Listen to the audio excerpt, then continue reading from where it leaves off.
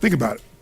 You can look at any business, and if you want to know what shifts a business, what shifts your life, there's one force: decision-making. Decision-making is the force that shapes destiny, personal, corporate, business destiny. How many of you can think of decisions that you made years ago, 1 or 2 decisions, 5, 10, 15 years ago, that decision, you may not have realized it at the time, but that decision was one of the most important decisions of your life. If you'd made a different decision there, you've gone a different direction, your life would be completely different today. Who can relate to this in your life? Say I. The secret then is getting darn good at making more effective decisions. Now, by the way, are we always going to make the right decision, yes or no? Absolutely not, no way in a million years. But most people don't have the guts to make the tough decisions because they want to make the right decision, so they make no decision. And that's a decision. Isn't it true? And what happens is the world takes them over. So decision-making is the power. Now, there's 3 decisions you're making every moment of your life and of your business. And you're making it right now in this room. And if you're watching here on film especially, you might make some decisions because you're not in the environment that's different.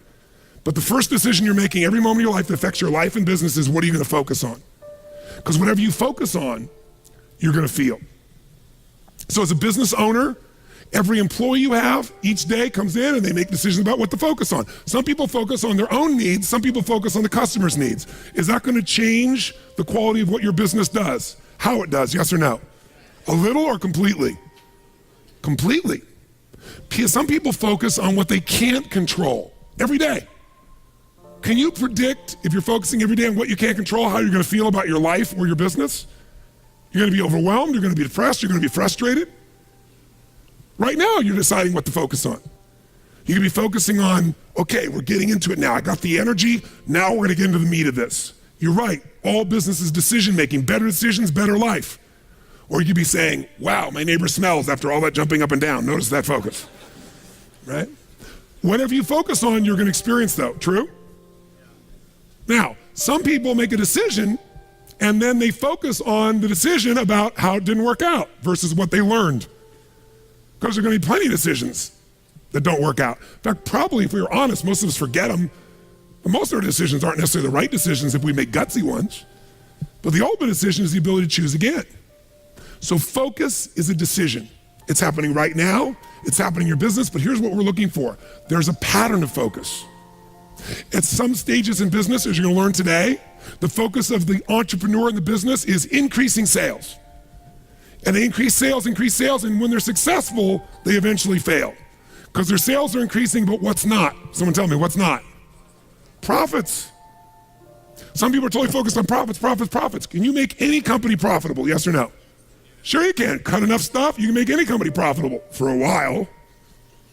A day, a week, a month, a year, a decade. True? At different stages in a business, you must change your focus. There's a life cycle to a business. If you're going to make effective decisions, you got to know where you are on that life cycle. You make decisions differently for a teenager than a toddler, than a grown adult, don't you? Same thing's true in a business, in your life. So if you're going to control your life, the way you take control is by making new choices. If you don't like how things are, what do you got to do? Change it. And to change it, you have to make a decision. And by the way, leaders make decisions. That's what makes somebody a leader. They have the guts to make the most difficult decision nobody else has the guts to make. And they know they're going to be wrong. But if they're wrong, what will they do? They'll know what they want, they see it's not working, and they'll do what? Change it, which means they'll make another decision, do something new, and see if it works. That's the essence of how we grow. So first decision controls your life is focus. Lots of patterns. Some people focus on what they can control, some focus on what they can't control. Some focus on customers, as I said, some focus on themselves. If you've made this whole business about meeting your needs, you can run a successful business, but it'll be a job. Because you'll never be able to sell it. Because if it's just meeting your needs, it's not a system. It demands your attention, your connection. It's giving what you want. But ultimately, it's not going to give somebody else what they want, so you can't sell it. If you can't sell your business, if you don't have an exit strategy, you have a job. I don't care how successful the business is. That doesn't mean you have to sell the business. But one of the most important decisions you make in business is, ultimately, if I was going to sell this, if I chose to, I have to know who would I sell this to so that I have long-term value, not just an income along the way. I have this critical mass hit. I get a multiple of my business.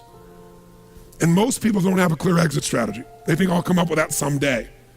You gotta start with that end in mind. That's gotta be part of your focus if you're gonna be successful in your business. I can remember a gentleman who's built CAA in Hollywood. It was the largest, most successful agency, right? Michael Ovitz, remember that name? He put together Nike and Coca-Cola and these billion-dollar deals. And eventually Mike Ovitz went to go sell that business. He never thought through an exit strategy and he got almost nothing for it. Because the laws prevented him from selling it to a studio. He had to sell it to some of his employees for pennies on its real value. Now, Mike found a way to make money later on in another place off of Disney. But the bottom line is, the guy didn't have an exit strategy. Even though it was brilliant, made lots of money, in the end didn't get the value. Focus. Your first decision is, what are you gonna focus on? Second decision, the minute you focus on something, you're gonna feel it. So if you focus on, oh my God, the economy's coming apart.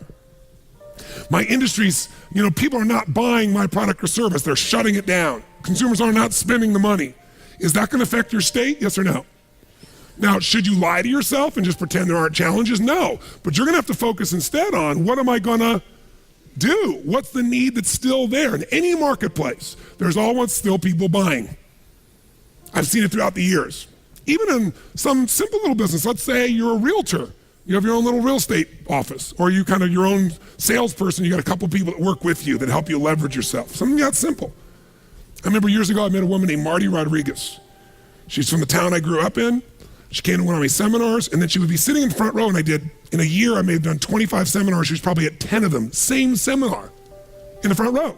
This is a woman who was the #1 real estate agent for Century 21 in the free world. 9 out of 11 years. I watched her in good times make money, in the worst times make money.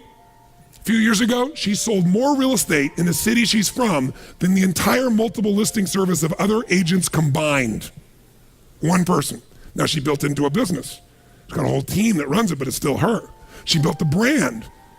How does she do well when it's going horrible? She says, I love when the economy gets terrible because it gets rid of all those flaky realtors. All those flaky mortgage brokers. There's so many of them. They got in the business, was going up, and they all got successful because they were on a trend. When the trend crashed, they all left me all the business. She loves these times. But the reason is her focus is different. Does that make sense? Completely different focus. So, when you're focusing, you got to decide what I'm going to focus on. But as soon as you focus on something, even if it's not true, you're going to feel it. So if you think someone tells you, someone screwed you over, they took advantage of you, and you're like, what? And you're all upset, and you picture it in your mind, and now you're angry. And then later you go to confront this person, and you find out it wasn't true. Who's ever had something like this happen and felt like an idiot? Raise your hand and say, I. But when you focus on it, does it control you? Do you feel it? Yes or no? So just write focus equals feeling. Whatever you focus on, you're gonna feel. And as a leader, you're gonna have to manage those feelings. And you're gonna do it by managing your focus. By the way, if you're gonna lead other people, do you have to create a focus for the company, for the organization to be successful, yes or no? You gotta find yourself, what are people focusing on? It's affecting all the decisions in the company. So as soon as you focus on it, finally get to decision number 2. Decision number 2 is, what does this mean? When you focus on something, you gotta give it a meaning. Is this the end or the beginning? If you think this is the end of your business, the end of opportunity, the end of our economy, are you gonna feel differently and act differently than if you think it's the beginning, yes or no? See, the difference between Joe Kennedy with $4 million in 1929 and Joe Kennedy with $180+ million in 1932, that big a jump, different focus, different meaning. When everybody else said it was the end and they were focusing on how to survive, he was focusing on how to take market share, he was focusing on what the opportunities were. The meaning for him was, is this the greatest opportunity of my lifetime? There'll never be another time like this. And he made enough money in that time that took care of all his heirs after that for decades to come. All because he had a different focus and a different meaning. Listen, if you're in an intimate relationship and you think it's the end of that relationship, are you gonna treat that person the same way as if you think it's the beginning, yes or no? No, somebody's laughing over here, they know, no way. But you know what? In the beginning of a relationship, what will you do for somebody you love? What will you do for them? Come on, what? What? If they say, would you take out the trash? What do you say? I'll take out the trash, of course. What else would you like me to do? Isn't it true? After 3 or 4 years, they say, or 5 or 7, they go, will you take out the trash? Person goes, what do I look like, your janitor? And they go, I don't know what it is. We don't seem to have the same attraction. I don't know what happened. Here's what I tell people. Treat people at the end of the relationship like it's the beginning and there won't be an end. And that's not just your intimate relationship. What if your customers, what if you fell in love with your customers, with your clients, more than your product, more than your company? If your entire life was about meeting their needs, if you would do what for your customers and clients, you would do what? If you love your customers and clients, you do anything, guess what? They're gonna love you. But most people love their customers and clients as long as they buy from them, do what they want, respond to them. And when they don't, they go, that's the end. You want clients for life, not just customers? Fall in love with them. It's a different focus, isn't it? It's a different meaning. And that creates a different life because you make decisions differently from that place. There's another meaning. You know, is this punishment in my business? Am I being punished by God? Or am I being challenged? Or is this actually a gift what I'm facing right now? Whatever meaning you give controls what you feel. And what you feel controls the third decision. What are you gonna do? Right? The minute you give it a meaning, you get a feeling. When you get a feeling, you're gonna do something. You're gonna take action, you're gonna pull back. A whole economy is driven by this. People start focusing on, oh my God, maybe this is gonna go on forever. Maybe I'm not gonna get what I need. This might be the end of the way things are.